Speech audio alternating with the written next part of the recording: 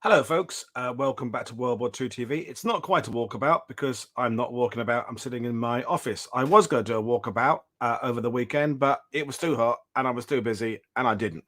So I'm going to talk about the We Have Ways Fest that was running from Friday to Sunday over near Silverstone in England that I attended for the second time. Did it last year, did it again this year. I was going to leave it till later in the week, but I will have forgotten half the things I wanted to say because it's still buzzing around in my head. I do it now. So yeah, welcome back. And I had a great time and I slept a solid 13 hours last night, which has nearly recharged my batteries. But I will get another night's sleep tonight, although we have a proper show. We're going to start the actual streaming again tonight. We've got a great show starting off our Salerno week, or Salerno 2 or 3 weeks, in fact, talking about Bill Mauldin, the cartoonist who was in Italy with the 45th Infantry Division. So that's later tonight at 7 p.m. UK time or 2 p.m. American time. If you're new to the channel and maybe you've come on board because you saw me at We Have Ways Fest, well, welcome aboard. All the information you always need is in the description below.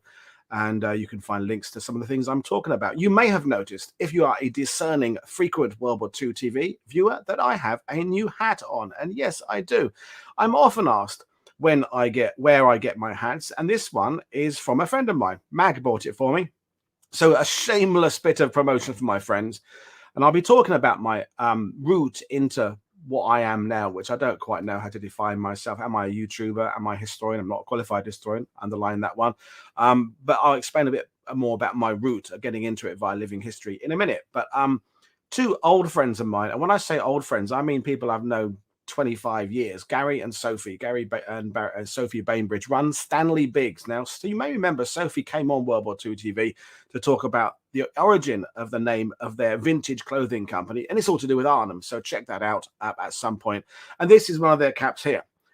It's not cheap compared to the ones you can buy on eBay, but you're getting well, not homemade, British made, vintage style. This is actually modeled, they said to me, I think it was this one, on a hat that Jimmy Stewart, actor stroke World War II veteran and Cold War veteran, wore. There's a picture of him in the 1930s with a suit on and a hat exactly like this one. So shameless plug for Stanley Biggs, a clothing company. There's a link in the description below. I got this rather fetching tip from them, and maybe you could go and buy yourself one so you can look like me, although why you want to look like me, I don't know. So shameless bit of self-promotion. The second thing I want to say before I bring up a PowerPoint of photos is I do not work for We Have Ways Festival. I go there as an invited speaker, but I don't represent them. So the views are mine and mine alone. So I'm going to bring up a PowerPoint. I didn't take enough photos. You know what it's like. I had these grand plans.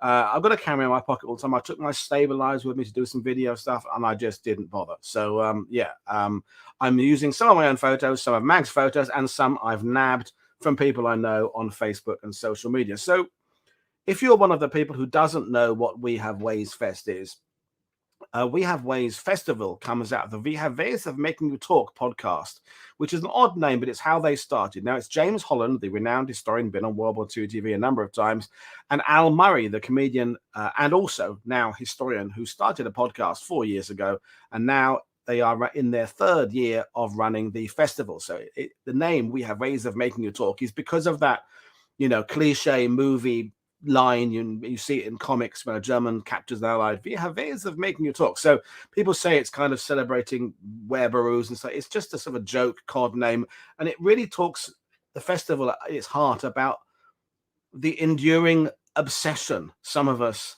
myself included, have for World War II TV and everything that connects through World War II TV. So I'll talk about the event as we go on, but you get serious history presentations and lectures by serious historians. You get vehicles running around, reenactment. You get vintage clothing. There's funny bits. There's comedy shows. There's routines. And the type of guests you get there are just extraordinary. But the connection is World War II is something that runs through it. So, but as I tell you about that kind of stuff, it's sort of, I guess I should go right back in time and tell you a little bit about me as well. Just before I do that, here is a photo of Al Murray and James Holland. So Al Murray with the pinky color shirt on the left and James Holland on the right. So both have been on World War II TV. I'm lucky to count both of them friends. And James Holland is extraordinary. And Al Murray is extraordinary and incredibly, incredibly funny. It's a privilege to know. So I first was aware of Al Murray. and there's going to be lots of rabbit holes in this program. Now, depending on where you are in the world, it's probably too early to have a drink, and I'm not going to be having a drink, not for a few days. In fact, I had way too much at We Have Ways Festival.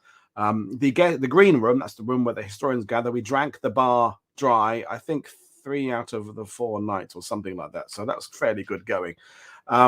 So Al Murray, I was first aware of him as one of the supporting comics on the Harry Hill TV show from years ago. So I'm always tempted to kind of make a joke about grooming the Badgers ready for the Badger Parade, which most of you watching this will not get that reference, but a few of you will get that reference. And I have made the odd, if you're here, who's getting the Badgers ready for the Badger Parade jokes to Al Murray, and so on and so forth. So, yeah, so Al, I've been aware of his work for years and years and years, and James Holland, of course, the same kind of length of time since he started writing.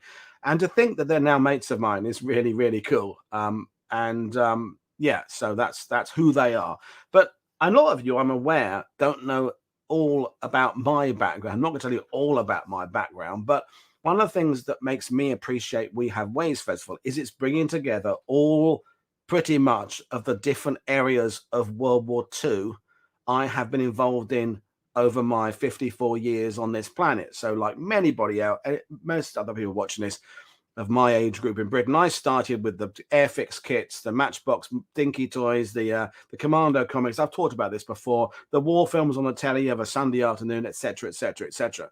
I then got into going to air shows with my dad as a kind of a young boy and a teenager, did some military vehicle events, and I acquired my first military vehicle at 18 years old. That, if you can believe it, is me on the left there at 18 years old. I was skinnier then, and that stuff that you can see on my head is hair. I had hair until my sort of mid-20s, but I had genes from both sides of my family. The men lost their hair very early, so that's why I have a shaved head and wear hats a lot of the time. And that is the vehicle. I had a military vehicle from World War II before I had a car. Yes, folks, I was that sad. Cost me like 700 quid or something. That is a Morris C8 commercial GS or general service truck made in 1944. And I acquired it from a collector down in Farnham, and I rode it around for the next 10 years or so and blew up 2 engines during that time. One in Holland at a military vehicle rally in Bussum, and one I think I blew it up in Normandy. When I say blew up, I mean it didn't explode. It just that a cylinder went and head gaskets and sprayed out shit everywhere.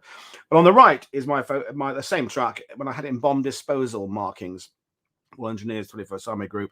And on the left, the bigger vehicle on the left of the pair there is a Bedford QLR. And Robbie Maguire of Fighting on Film has an obsession about those Bedfords. That vehicle there was owned by my mate Sparky, and I didn't see Sparky at this event. Unfortunately, Sparky I've known for 30 something years. And Sparky had a Bedford, I had a Morris, and we called it the Gin Palace, the vodka. We went to military vehicle valleys all the way around the UK, took it to France a couple of times. And this was when you drove vehicles on the road. Sometimes these days, quite often these days, because they're that much older, the vehicles are low loaded to events, especially the armor. But I mean, my Morris there, which had a top speed of about 35 miles an hour, we drove everywhere. I drove from Essex down to Southsea several times, drove across to Holland several times, blew up the engine over there once. So I did, thousands of miles in that thing. 10 miles to gallon. It was expensive. That was a lot of what my youth was spent. High history. So I'm looking who's in the sidebar there. Quite a lot of you for my ramblings. Darren Little finally got to meet you, which was really good. I'm going to be talking about Darren Nesbitt in a minute. Don't spoil it. Those of you that are talking about Darren Nesbitt, no spoilers. We're getting to that later on. So that for military vehicles, where I take the vehicle out just kind of wearing jeans and a t-shirt, I then started getting the uniform to go with the vehicle, which takes me to the next stage of my career. That's a very highfalutin word. What was basically the way I got into trouble. Living history reenactment. That's me on the left there with my best mate, Paul McAllister, who is still a really good mate of mine. We didn't catch up at the weekend, but we were chatting up via Facebook recently. We saw lots of mutual friends there. Paul lives up in Norfolk. Then for that was doing, we were dressed up, reenacting, with portraying, whatever word you want to use. That was Royal Artillery anti-aircraft. We were playing up at, I think it was Landguard Fort in Felixstowe, near Felixstowe, playing around with a Bofors gun. And on the right, that's me with the Royal Norfolks Living History Group. That's me in the kind of the woolly jumper sort of 2/3 away across from the left to right, holding a Sten gun and blah, blah, blah. Then from Royal Norfolks, I moved into kind of the pre-version of Monty's Men. You've heard me talk about Monty's Men. Monty's Men were at WHW Festival last year. So Monty's Men is a loose, collaborative, hi Scott, hi everybody else, Baskerville, Jim, collection of people from different groups who would get together once or twice a year, badge up the same way and do something. This is on the Commando March in 2002.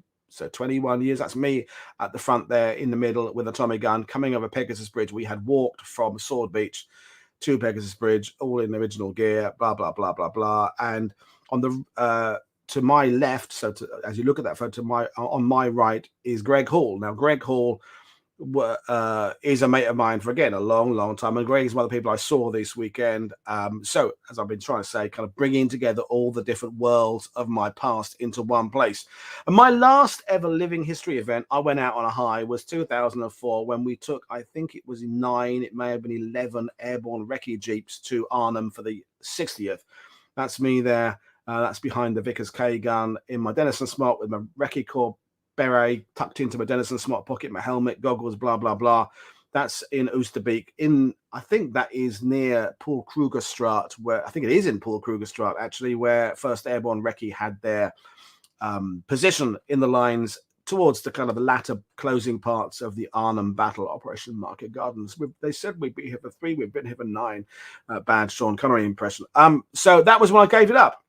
So 19 years ago, I knocked it on the head, sold all my gear, and at various points moved to Normandy. And during the course of my career, I'm calling it career again, I did World War II stuff. I did work as a film extra. I did voluntary work at blah, blah, blah, museums, things like that. I used to help organize living history events for English heritage, events like Kirby Hall, Dover Castle, things like that. And then I moved to France. When I moved to France, I got into the guiding world, so battlefield guiding. So it goes from military vehicles to living history reenactment, via film extra work, to battlefield guiding in Normandy. And then through that, whatever it is I classify myself as now, which is historian, YouTuber, blah, blah, blah. And one day I'll do a discussion on this channel about what is a historian, because I'm not qualified. I left school at 16 and did various things, including learn how to do letterpress and book binding and stuff like that. And I found myself in Darren Little has a great uncle in the Recce Corps. Darren, you little have a great uncle in literally every unit that ever fought in every war for the British everywhere. Your family must be huge, Darren, because there's not a unit where you don't have a relative who did something quite extraordinary with them. It's I feel that when we talk about what's the World War II won by breaking the Enigma code, was it won by the battle? I think it was won by Darren Little's extended family. I think if they hadn't been there, we'd still be facing the Germans all these years later. So thank you, Darren, for Bubba. It is a maroon beret, Tams. It's just the photo makes it look dark, and I can assure you it is a maroon beret. And I've still got that beret. Actually. I sold all the gear, but the beret's on the shelf in my bookshelf on my Arnhem Airborne shelf, by the way. So there we go. Dan is saying I am a historian. Well, whatever.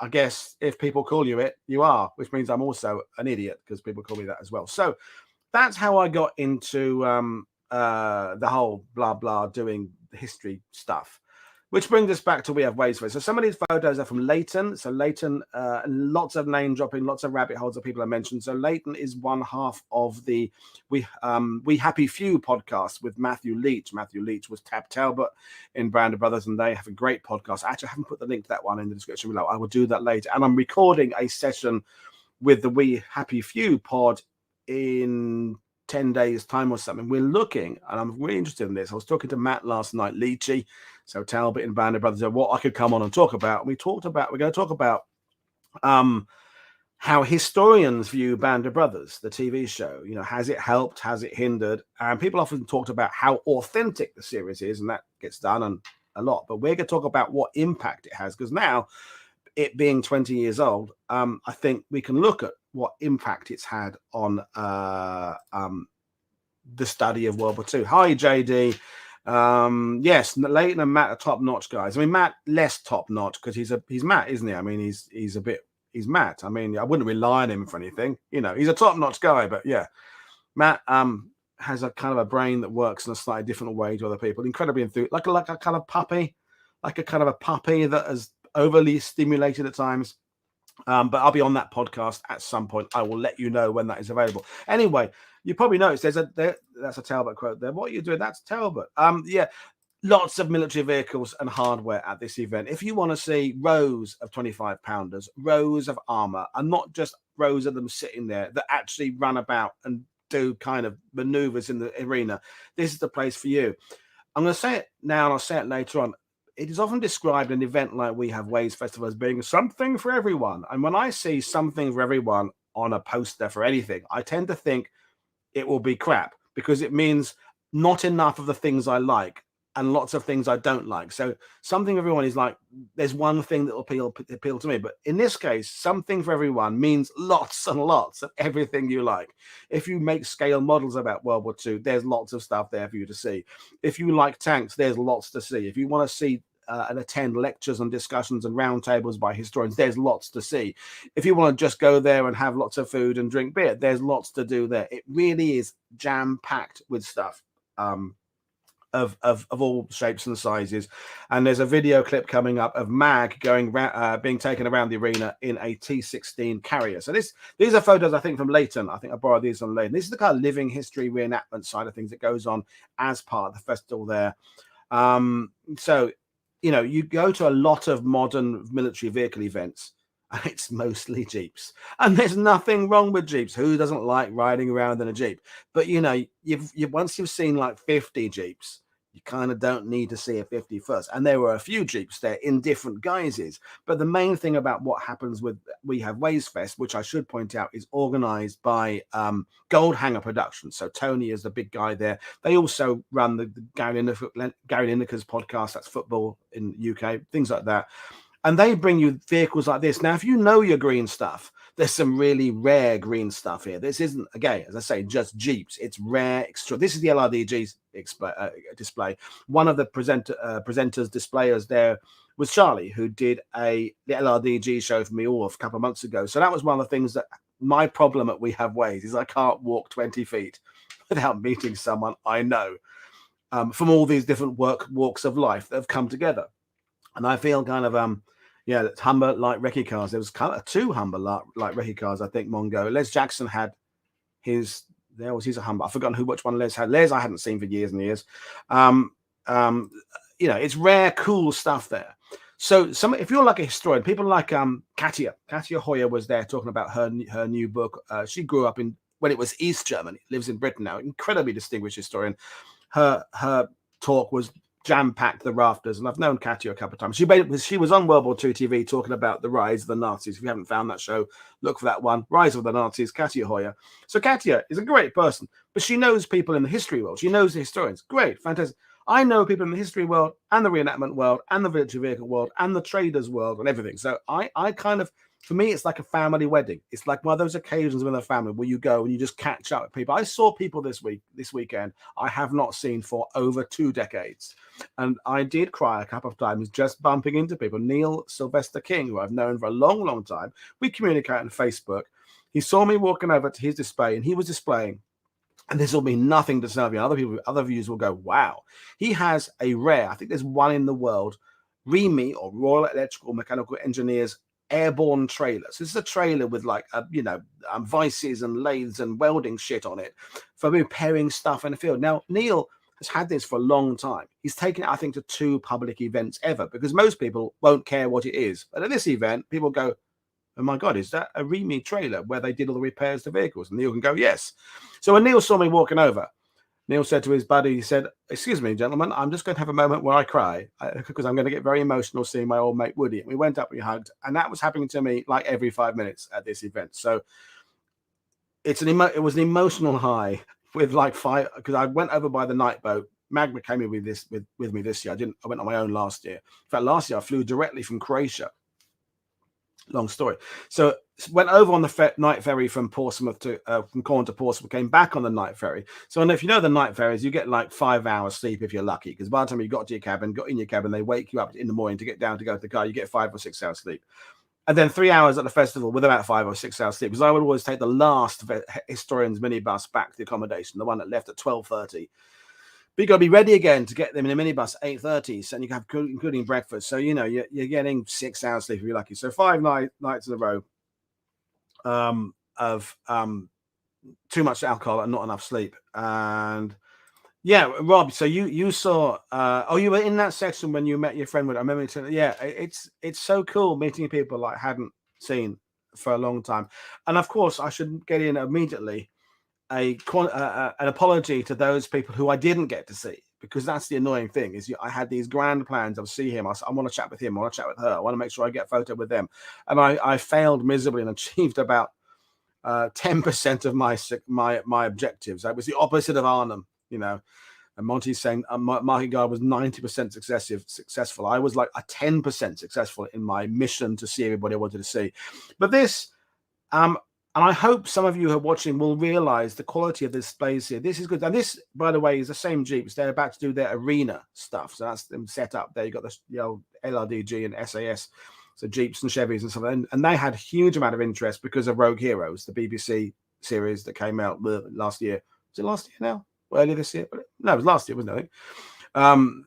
You know, with just great music. And now people are really interested in what they did. And this is the arena. Now, in the black T-shirt, which that day I think was in my defense, I was unsupervised T-shirt, is my old mate Alex Scott.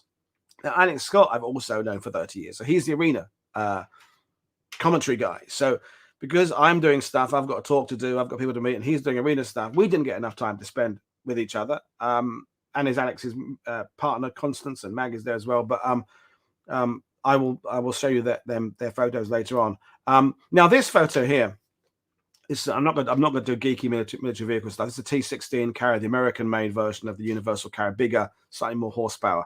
Well, we're down there having a chat at watching the arena. Basically, we're there not necessarily to see the green stuff, because I've spent a lot of time driving and riding in green stuff. I was just there to go and see Alex, and then someone said, the owner of this vehicle, does anyone want to ride in the T16? And Mag, who was standing next to me, ran across to volunteer to drive in the vehicle. Now you may remember Mag fractured her back last year and was 3 months in an orthopedic corset. And probably after the event, we both realized she probably shouldn't have run over to do this, because the vehicle went over the bump there. So this is an exclusive video for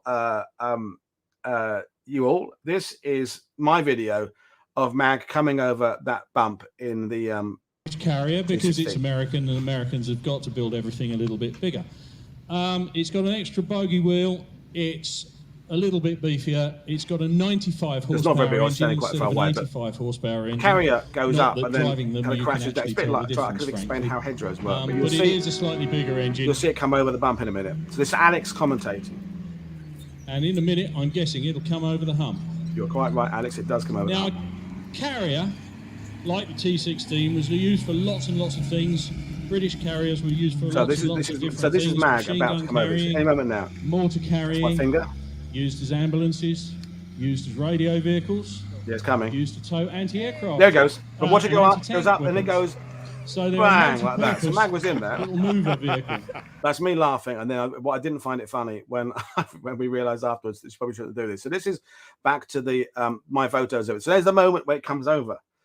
So you can imagine the crunch when it comes down the other side. So that's Mag. So there you are.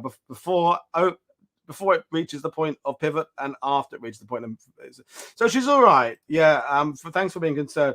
It hurts her back, but it tends to hurt anyway when you're going away and you're standing up for a long time, and kind of So she's back to work today. So I think I should have zoomed in, but then the quality goes down and whatever. And I didn't know it was going to happen. And anyway, so no, that's not the Weasel, Scott. The Weasel is the kind of higher sided, more transport one. This is a anyway.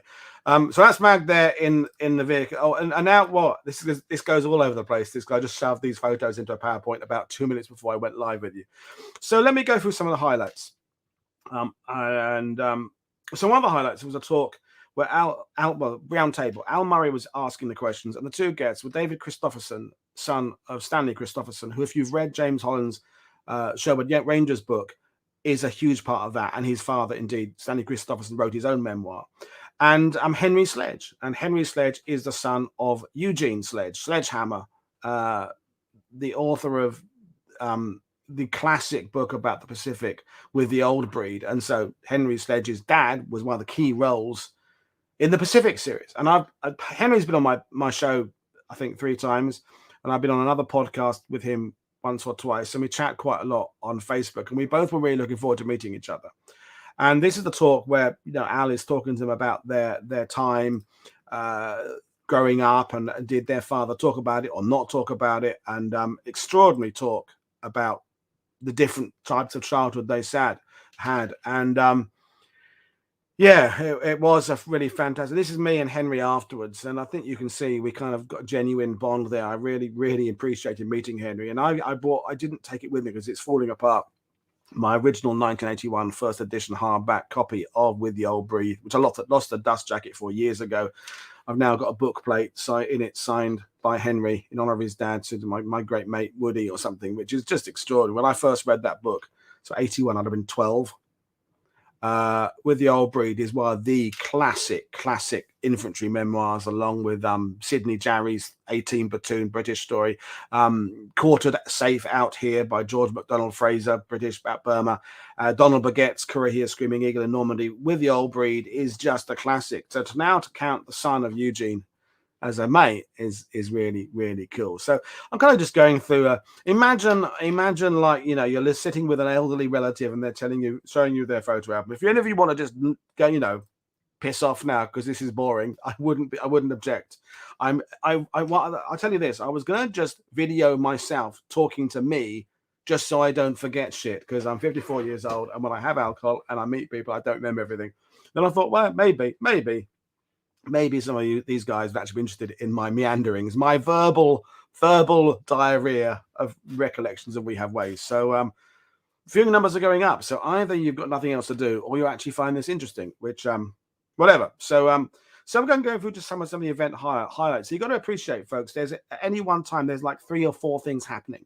There's a big talk in a big tent, a slightly less but still big talk in the second tent, and then those of us who are lesser mortals get to talk in the Arsenal, which for an Ipswich fan going into a building called the Arsenal, not easy. Imagine poor Alex Churchill, she's a Chelsea fan, going into a building called the Arsenal. I mean, terrible. Anyway, but the Arsenal was like a sweat box. It was 30 degrees or something at We Have Ways. That's why I didn't do a live walkabout. Just so hot, and it's like in a cloisters with like clear perspex ceilings. So you come out of the talk there feeling like Colonel Nicholson in A Bridge on the River Kwai, coming out of the sweat box, because you've been standing there.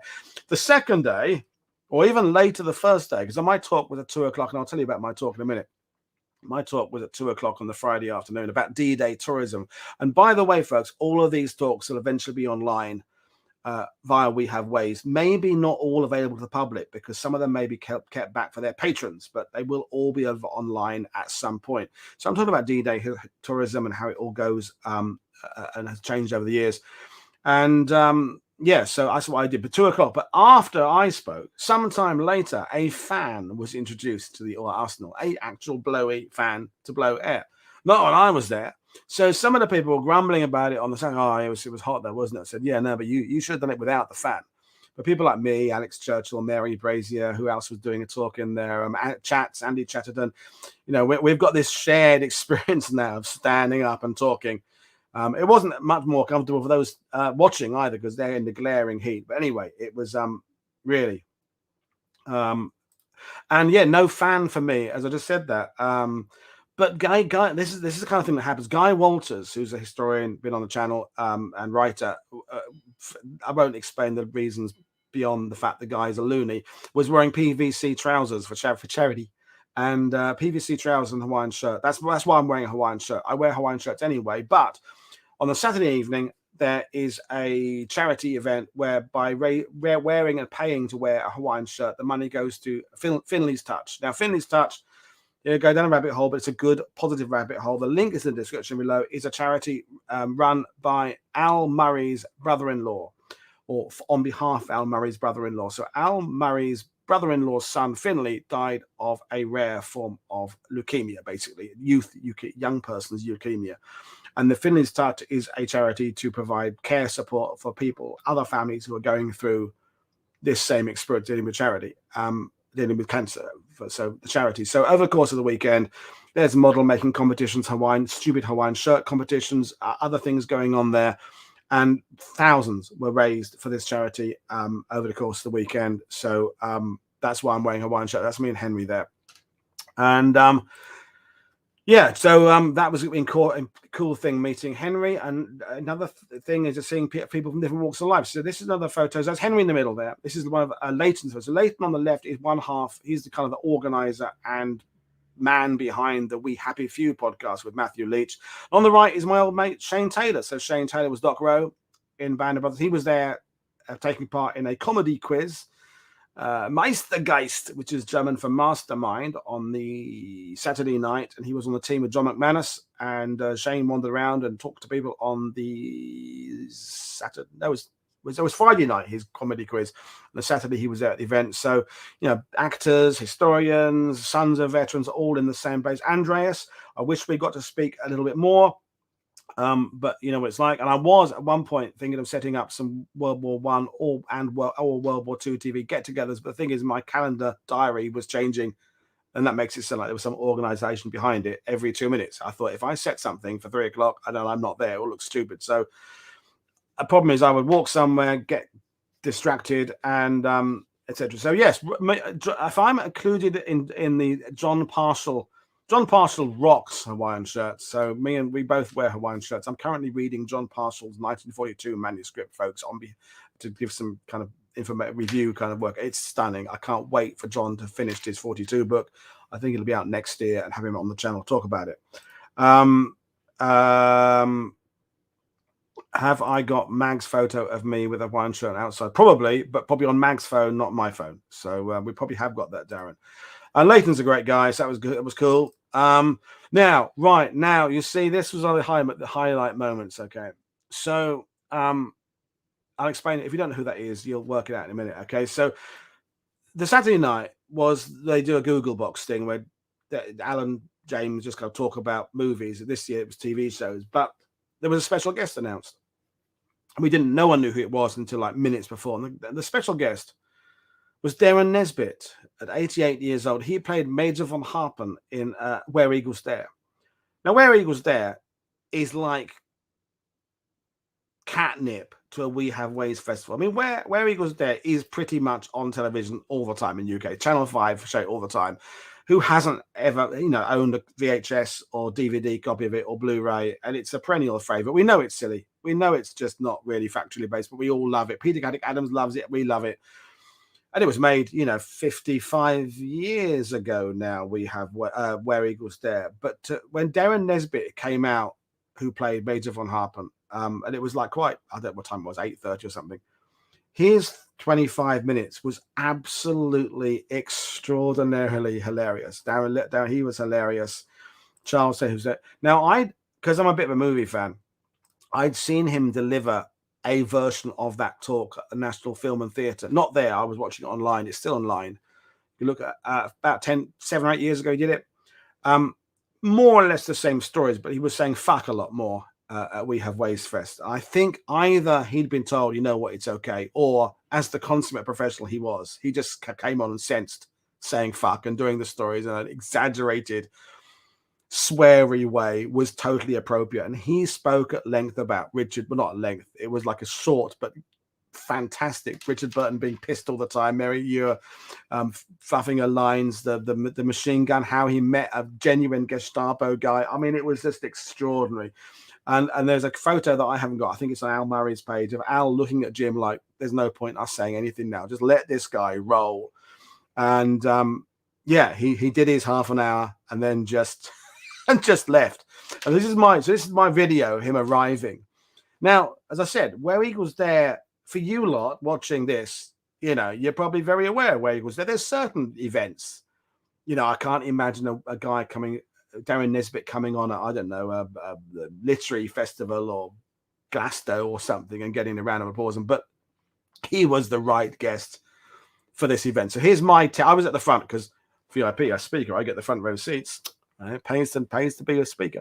This is my 10 seconds of when he arrived on stage. And just enjoy this.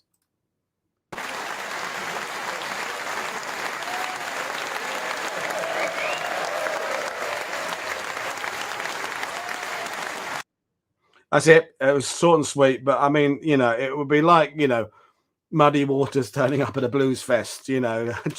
You know, it's just extraordinary. So that was an absolute highlight of the event. Just fantastic. Another highlight, meeting people I'd only been podcasts with. Alex Churchill done a couple of, did all the history hack things with a Band of Brothers reunions back during lockdown, and you know, we chat a lot online, but to get a hug from Alex was really cool. And Alex is just rocking it as a historian, and her talk was on Tarawa in 43, because a lot of the focus of this year was on the 80th anniversary of things that happened in 43. I think that was quite late in the day, and my slightly pink nose is due to abuse of alcohol. Not serious like abuse, but like, you know, you're there, you're chatting with people. What are you gonna do? What are you gonna do? That's certainly the Sunday. No, that was Sunday morning. That's a hangover face. Think about it, that's a hangover face. That was great. Having a laugh with Stuart Bertie. So Stuart is the official photographer at WHW Fest, and I met him on the James Holland Normandy tour 2 years ago, and he has become a just amazing friend really, really quickly. Stuart is an architect by trade and takes a lot of the photos. None of these photos here are his, because he won't have gone through the millions he took, I expect, yet. But that was great. So just catching up with Stu was fantastic. And people, there's Mag on the left there. That's Alistair from Guernsey. Al Murray in the middle there. Me. That's the last day again. Things are beginning to. And Al had bashed his hand getting out of a Cromwell, so he's got an ice pack on his hand there. It's a bit better apparently, but you know, and Al has you know, you get to know Al. He's funny anyway, but he's just, when you get to know him a bit on a more sort of personal level, he's just very sincere and just a great guy and a great supporter and incredibly knowledgeable. He's funny and incredibly knowledgeable. And he took time off from his show. He's in the show in the West End with Mel Guydrick and others, where he's playing Charles II. And he took time out, the understudy, doing his role. And yeah, History Underground. Stuart does some amazing work. So yeah, JD knows Stuart as well from various things. And yeah, so that was a great. I'm just going for photos. Now that's kind of cool. Just seeing your name on a board. Okay, it's the back. So this is from this is the list of the Armory presenters on the Friday. So Simon Lenny did a great talk about Lysander's into Burma. Alina Novobilska, another mate, did a really harrowing talk about the Holocaust and the intelligentsia who were taken away. Merin did a fantastic talk about maps. Then there's me. You know, kind of they're filling it in because couldn't get anyone better. Other people there was Matt McLachlan and John McManus did a fantastic talk about Guadalcanal. Andy Aitchinson's talk about 52nd Lowland Division and Tigers and stuff was fantastic. Yeah, and I have to say, that it was just humbling seeing your name on the list there. Now this is Alex, Scott, and Constance. So Alex is the arena narrator, arena commentator. That's the word I'm looking for. And that was a photo on the last day. Everyone's winding down now, and Constance kind of just always looks that 1930s chic look, because that's what Constance does. And I've known Alex for just about 30 years. And that's your staff car there, and just great catching up with these people. We're all a little bit older. We've all got a little bit of middle-age spread. But yeah, I didn't have a go at the Lardies game. No, I would embarrass myself doing anything competitive because I'm crap. This is a photo I got from Trevor Stalingrad, African Stalingrad, on Twitter, who was on my channel. This is of the Royal Naval Commando display, you know, reenacting. They had a pond next to their display, so they were doing bits and pieces in the canvas, folding boats, and that's the kind of living history that goes on there. And you know, I think if we're speaking to some historians, there are quite a few. Matt McLaughlin was one, an Aussie historian. There's always been a bit wary of living history and reenactment, and of course, we've done shows about living history on the channel. And a lot of it's crap. A lot of reenactment is crap and dodgy, and you know, dressing up as SS. None of that happens at We Have Ways. This is the creme de la creme of living history, and you know, and I can understand why some people object to just cosplay, dressing up. But when it's done properly, it's an educational tool. It's a way of connecting people with what the equipment was, and these people absolutely know their stuff. It's not some guy who's bought stuff out of catalogue and wants to just dress up as a para and go and stand around in Normandy and try and, you know, hog the limelight. Now, these are people who want to talk about history, and living history is part of what I call the broad front strategy. to borrow an Eisenhower there. By broad front strategy, folks, I mean learning about World War II from multiple areas. So books, documentaries, films, TV shows, video games, living history, model making, comics, graphic novels, etc., etc., etc. And I think that each people have different ways of learning. Interesting talking to people this weekend. Serious note now, who are dyslexic, who can't read books or take their information visually, who use YouTube but don't read books, and how that's how they learn about things. Some people do both. Some people read books and watch YouTube, but realizing there's an audience out there who don't read, maybe they can't afford to get books, and how important YouTube is really cool. Yeah, so that's a photo from African Stalingrad there. Now that's this is a talk about tanks, and one of the things that you have by bringing these people from different worlds is they come here to the event to cover one aspect, but also can kind of tally up and do something else. So on the left there is Waitman Bjorn. So Waitman's been on my channel, one of my most popular shows, about 10 facts about the Holocaust. Waitman is a Holocaust historian. He's American, but he teaches and works in Newcastle, England. But he was also a tank, drove an Abrams back in the day. And so he comes over to do a bit of everything. He can talk about the Holocaust, and he did, and he can also talk about driving a tank. And so that was cool. That's Waitman there driving a carrier going over the bump again. Again, I borrowed this photo from someone else. Thank you for what you said there. Your channel, World War II TV, is a great resource for making historically accurate content. The $5 is in the post for that advertising. It's not really. I don't share my money with anybody. I do. I don't get any money. But thanks for saying that. Now, this is the kind of weird, brilliant kind of throwing things together conversations. This is one of the round tables. There's Alan James on the left there. And the two guests, speakers, are James May, motoring legend from hosting motoring in the sense of talking about it, Top Gear back in the day with Jeremy Clarkson and Richard Hammond.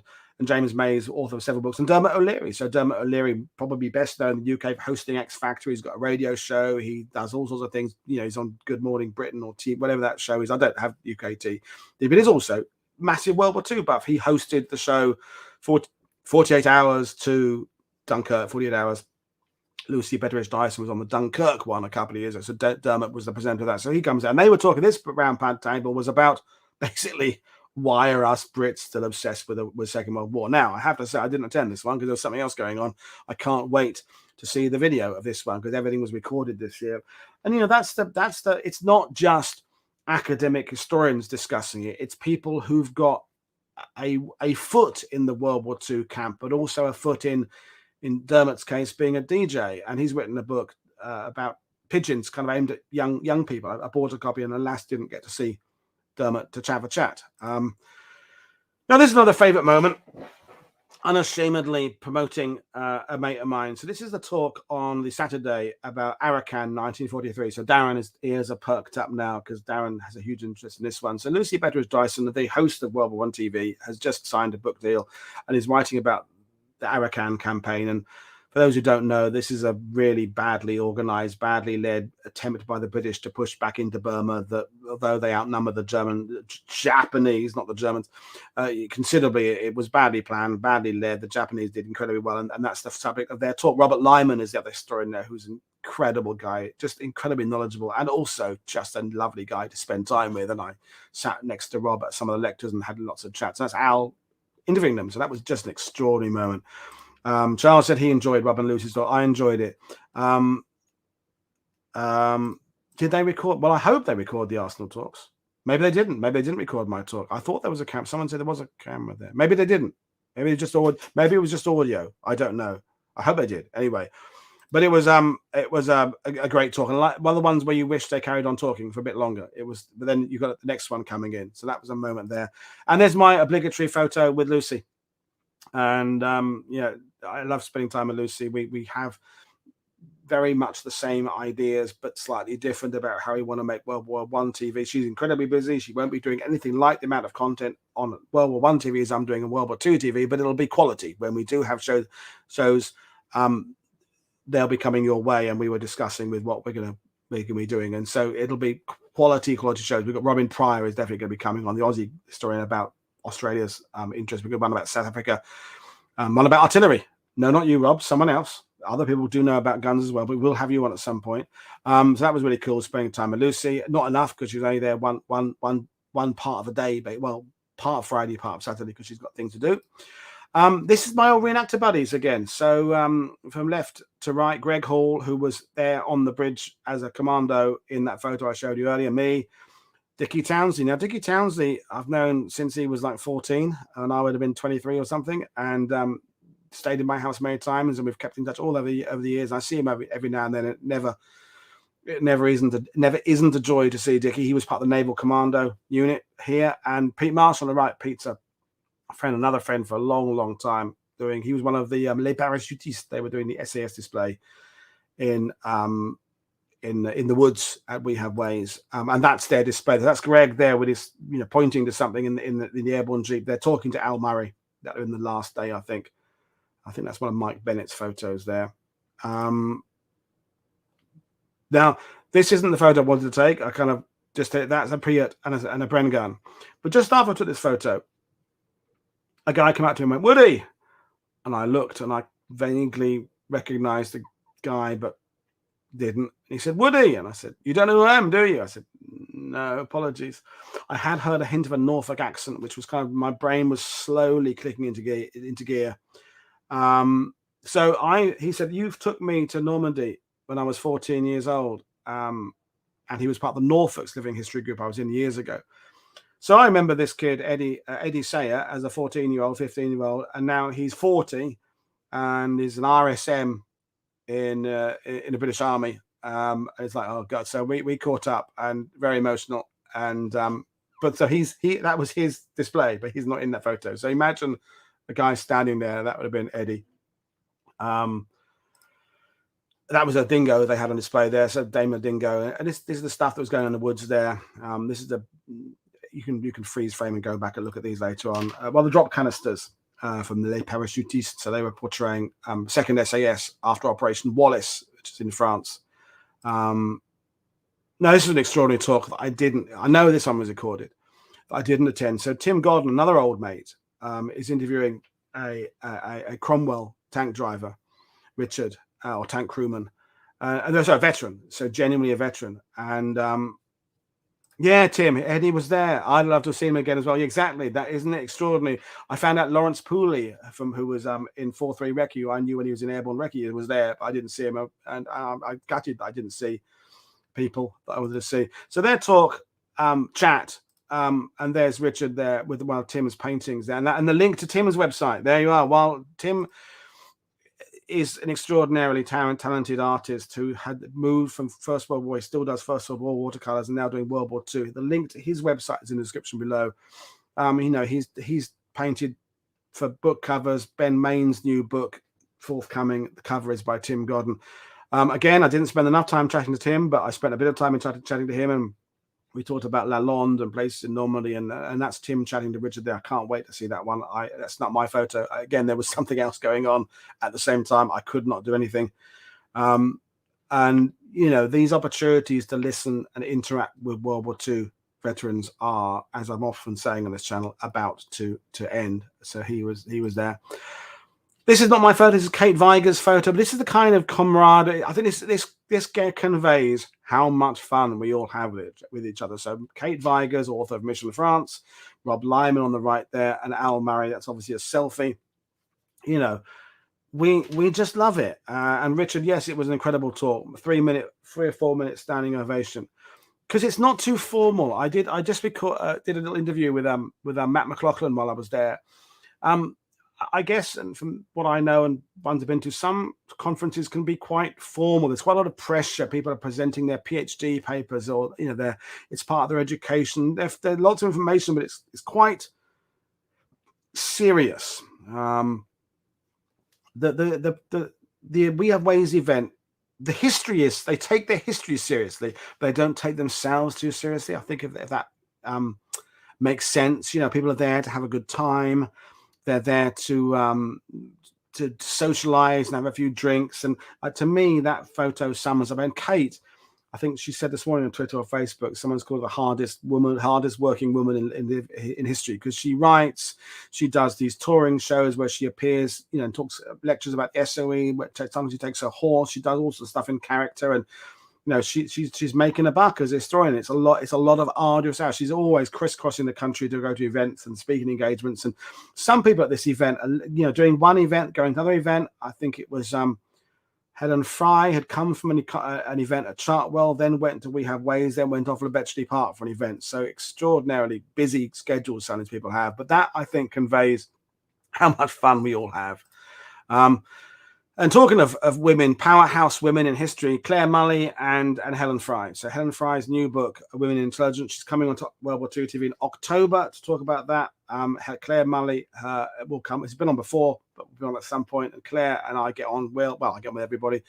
And women doing incredibly good work in history and conveying it. And Claire's just a lot of fun as well. Claire was one of the team captains on the Meistergeist, and when the veil drops a bit, Claire, the historian, becomes kind of Claire, the Essex girl like me. We have a shared sort of county we come from, and I love the let her hair down late at evening, Claire.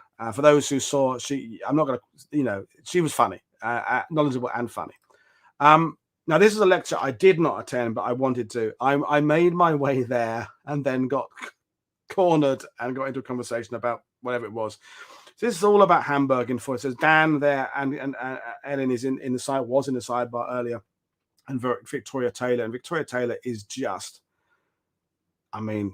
she's on a meteoric rise of professionalism, and she was on World War II TV in the early days, all about the Luftwaffe, and got a bit of flack because she's young and a girl and stuff like that. And you should see where she is now. She did a lecture I attended in San Diego there, and it her ability to hold a crowd in the palm of her hand, and intonation and timing and phrasing, and absolutely brilliant she was. And so I can't wait. This one I know has been recorded, so I can't wait to watch that one. I had a few chats with Dan in the green room.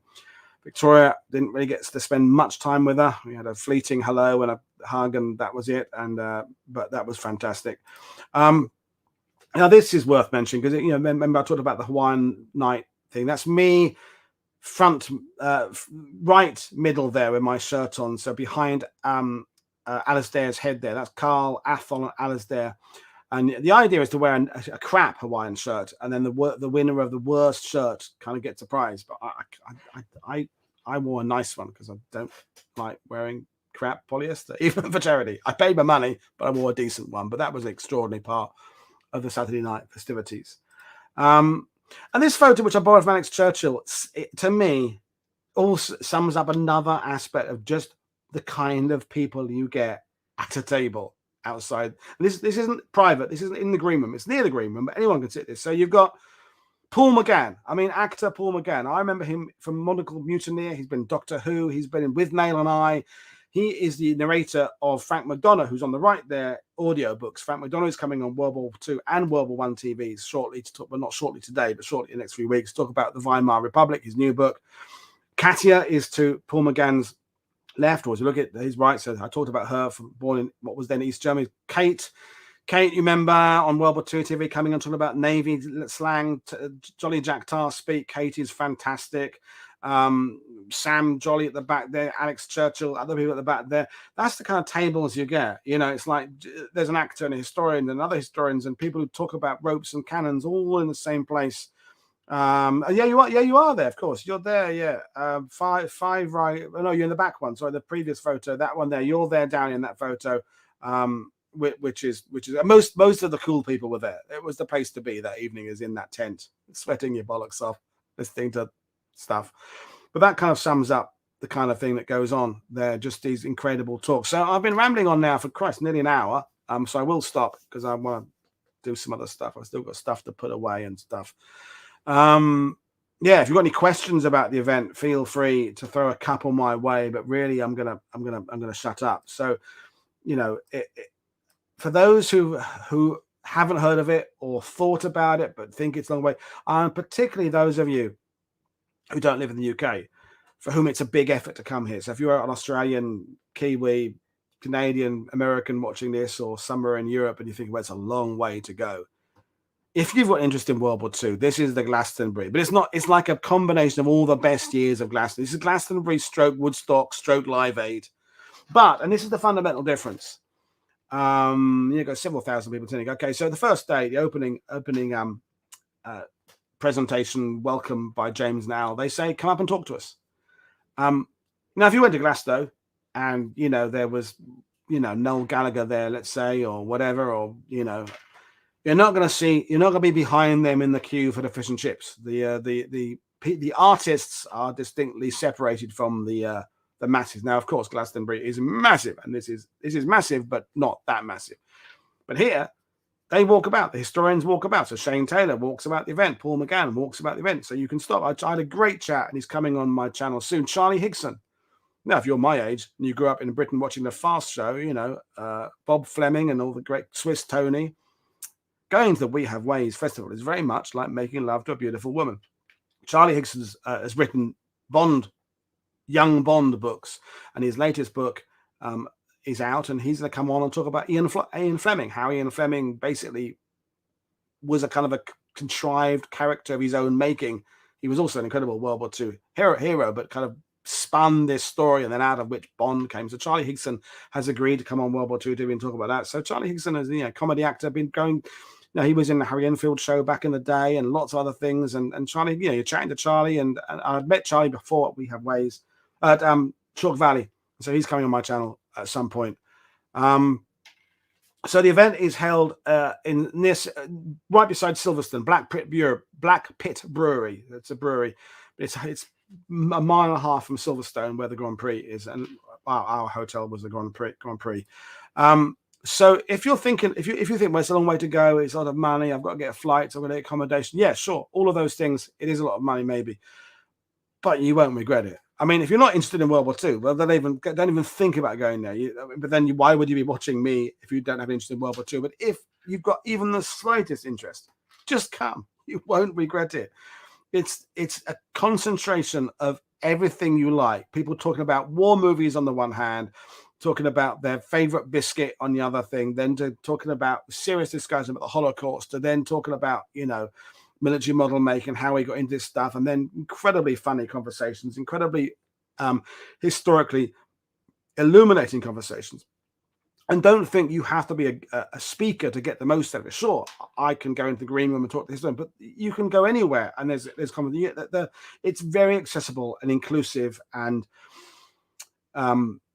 you know, there's no barriers between you and the people that are coming there. You know, you can go and have a selfie taken with one of his favorite historians. John McManus has a whale of a time walking around speaking to people. Okay, we're all very busy. We've all got things to do. You know, it's as I said earlier, I apologize to those of you who I didn't get a chance to speak to because I just didn't bump into you.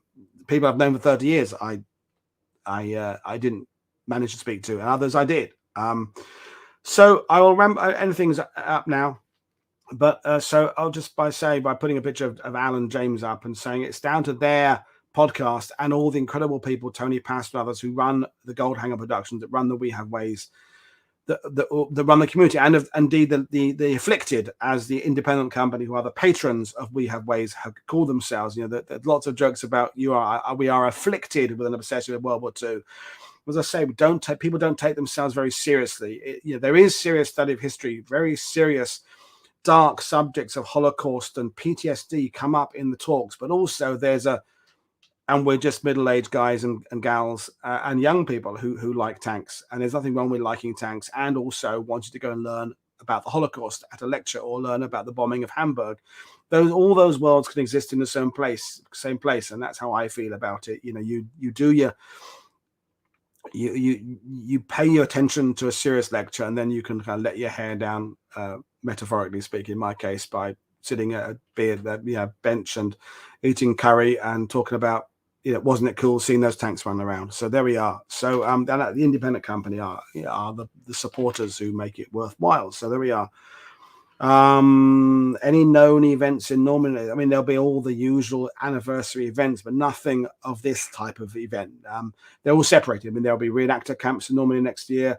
There'll be commemorative events. There'll probably be book launches and things like that, but not like this. We have ways where it's all concentrated in one place. You'll have to travel around to different types of things. That's, I think, what makes We Have Ways so perfect. As I said at the beginning of this, it is something for everyone, but it's like a lot of something for everyone. It's not just, oh, there's a little bit of that. I mean, there's lots of military vehicles, lots of historians, lots of books.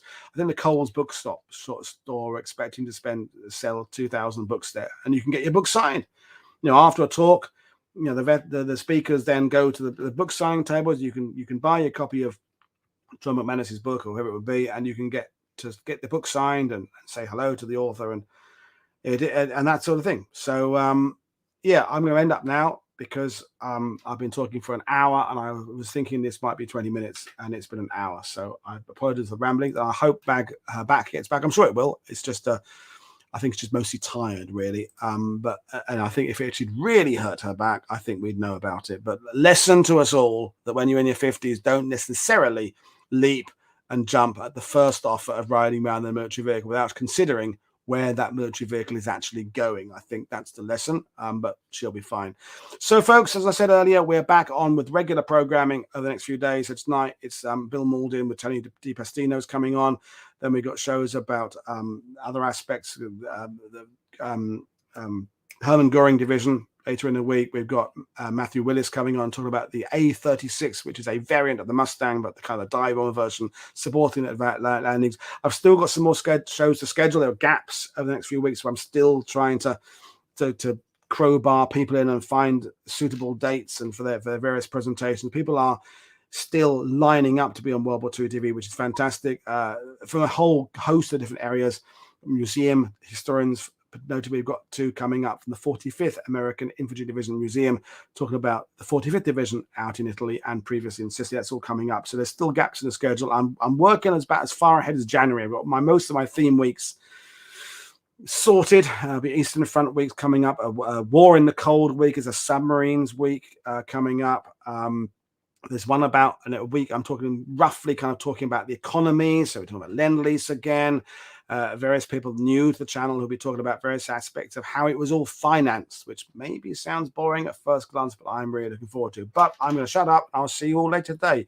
This is Paul Woodadge for World War II TV. Don't forget to check out the links. Check out the links of where you can get a hat like this. Check out the links to Tim Godden's artwork and the links to Finley's Touch, the charity. But other than that, I will see you all later on or the next time you decide to watch me. Cheers. Have a good day, everybody. Bye.